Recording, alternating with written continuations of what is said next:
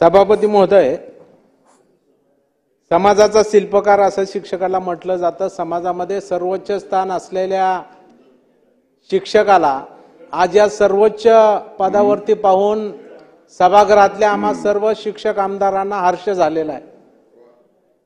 सभापती महोदय, निश्चितपणाने आपला माणूस वाढपे असला की एक लाडू बुंदीचा जास्त पडत असतो, ही नैसर्गिक नियम आहे। त्यामुळे मी त्याचा गैरफायदा न घेता अगदी कमी वेळामध्ये या ठिकाणी सभापती महोदय भाष्य करतोय।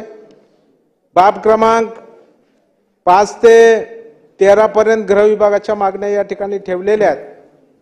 त्यामध्ये पोलीस स्टेशन ही सभापती महोदय अद्ययावत केली पाहिजेत। अनेक पोलीस स्टेशनला इमारती नाहीत। त्या ठिकाणी गेल्यानंतर ई कंप्लेंटची आपण सुविधा त्या ठिकाणी आणलेली आहे, पण ती पण आता सगळीकडे झालेली नाही। ती सुद्धा त्या ठिकाणी पूर्णपणाने झाली पाहिजे। आणि सातत्याने या सभागृहामध्ये प्रत्येक अधिवेशनामध्ये पोलीस वसाहतीचा प्रश्न त्या ठिकाणी निर्माण होतोय सभापती महोदय। त्यामुळे महाराष्ट्र शासनाने एक बृहत आराखडा करून या राज्यातल्या पोलिसांना किती घराची आवश्यकता आहे त्या दृष्टीने एक आराखडा तयार करून याचा टाइप प्लॅन करून ही सुद्धा पोलिसांना घरे देण्याच्या बाबतीमध्ये एक धोरणात्मक निर्णय सुद्धा सरकारने घ्यावा, अशी सुद्धा सभापती महोदय विनंती या माध्यमातून मी या ठिकाणी करणार आहे। त्याचबरोबर शेवटी हे सगळे आपल्या रक्षणाचं काम करण्याचं काम हे पोलीस त्या ठिकाणी करत असतात आणि म्हणून दिवस रात्र खडा पहारा सभापती महोदय त्यांचा असतो। त्यामुळे त्यांच्या सुट्ट्याच्या बाबतीमध्ये सुद्धा एक धोरणात्मक निर्णय राज्य सरकारने घ्यावा, अशी सभापती माझी विनंती या निमित्ताने आहे। बाब क्रमांक 36 ते 43 वर कृषी विभाग पशुसंवर्धन विभागाच्या मागण्या या ठिकाणी मांडल्या गेलेल्या सभापती महोदय। आज भारतातलं महाराष्ट्र हे पहिलं राज्य आहे की ज्यांनी शेतकऱ्यांनी बळीराजाला 1 रुपयामध्ये पीक विमा देण्याचं काम सभापती महोदय त्या ठिकाणी केलेलं आहे। अत्यंत क्रांतिकारक निर्णय आपल्या सरकारने सभापती महोदय त्या ठिकाणी घेतला। परंतु त्याचबरोबर जी ठिबक सिंचन योजना आहे त्याला जे अनुदान त्या ठिकाणी दिलं जातं ते अनुदान अजून वर्षानुवर्ष त्या ठिकाणी मिळत नाही, अनेक वर्षाची थकबाकी आहे। त्यामुळे हे अनुदान सुद्धा दरवर्षी मागेल त्या शेतकऱ्यांना देण्याचं काम सुद्धा शासनाने करावं, अशी सुद्धा सभापती माझी सूचना या ठिकाणी आहे। आज कोपरासारखी योजना सरकार केंद्र सरकारच्या माध्यमातून राज्य सरकार राबवत आहे आणि त्याच्यामध्ये अनेक राज्यातली गावं पहिल्या टप्प्यात घेतलेली होती, परंतु आता जेव्हा पोखरा 2 त्या ठिकाणी आला त्याच्यामध्ये सुद्धा तत्कालीन कृषी मंत्री धनंजय मुंडे साहेबांना आम्ही विनंती केली आणि त्यामध्ये मराठवाड्यातल्या बऱ्याचशा गावाचा समावेश झाला। त्यामध्ये माझ्या पळसप या गावाचा सुद्धा समावेश झालेला आहे। परंतु या निमित्ताने माझी सरकारला विनंती राहील की राज्यातले जे काही इतरही राहिलेली गावं असतील ती सगळी गावं या पोखरा योजनेमध्ये आणण्याचं काम भविष्यामध्ये केलं पाहिजे, ही सुद्धा सभापती माझी मागणी या निमित्ताने आहे। बाब क्रमांक 55 ते 63 या ठिकाणी सभापती महोदय शालेय शिक्षण विभागाच्या वतीने मागण्या ठेवलेल्या आहेत।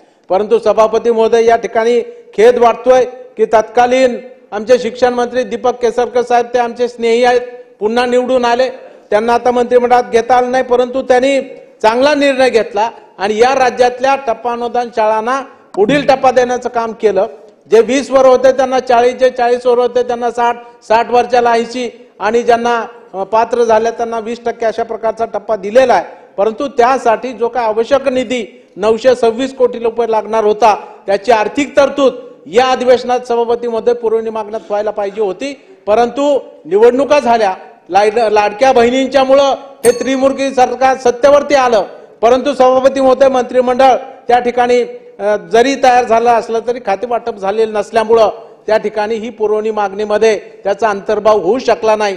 ही जरी खेदाची बाब असली तरी येणाऱ्या अर्थसंकल्पात नक्कीच येणारे अर्थमंत्री आमचे नेते अजितदादा पवार साहेब ही मागणी मान्य करतील असा विश्वास या निमित्ताने मला सभापती महोदय या निमित्ताने या ठिकाणी आहे।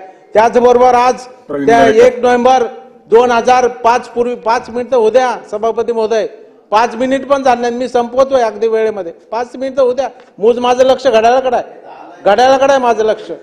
आणि सभापती महोदय 1 नोव्हेंबर 5 पूर्वीचे सेवेत आलेले शिक्षक कर्मचारी होते, परंतु त्यांची शाळा टप्पानुदान होती आणि 1 नोव्हेंबर 5 नंतर 100% आलेली होती। या सगळ्यांना जुनी पेन्शन योजना लागू करावी यासाठी आम्ही सभापती महोदय वारंवार सरकारकडे पाठपुरावा करतोय। नव्हे तर या सभागृहामध्ये जेव्हा मी तिकडे बसलेलो होतो तेव्हा या ठिकाणी मी मागणी केली होती की सरकारकडे पैसे नसतील तर आम्हा आमदारांचं पेन्शन बंद करा, परंतु आज माझ्या वाडी तांड्यावरती काम करणाऱ्या माझ्या शिक्षकाला जुनी पेन्शन योजना द्या, ही मागणी मी सभापती महोदय केलेली होती. माननीय मुख्यमंत्र्यांनी दखल घेतली, फडणवीस साहेबांनी दखल घेतली, अर्थमंत्री म्हणून अजितदादा पवार साहेबांनी दखल घेतली आणि समिती स्थापन केली. आता अहवाल आलेला आहे, त्यामुळे तो निर्णय झाला पाहिजे. ही सुद्धा मागणी माझी शेवटची सभापती महोदय मुद्दा मांडतो आणि थांबतो. वेतन आंदोलनाच्या बाबतीमध्ये सुद्धा या ठिकाणी मागणी ठेवलेली आहे, परंतु आज जे 4% अधिक 1% इमारत भाडं 5% वेतन अनुदान दिलं जातं, ते त्या ठिकाणी 100% अनुदानावर ज्या शाळा 9 नंतर आल्या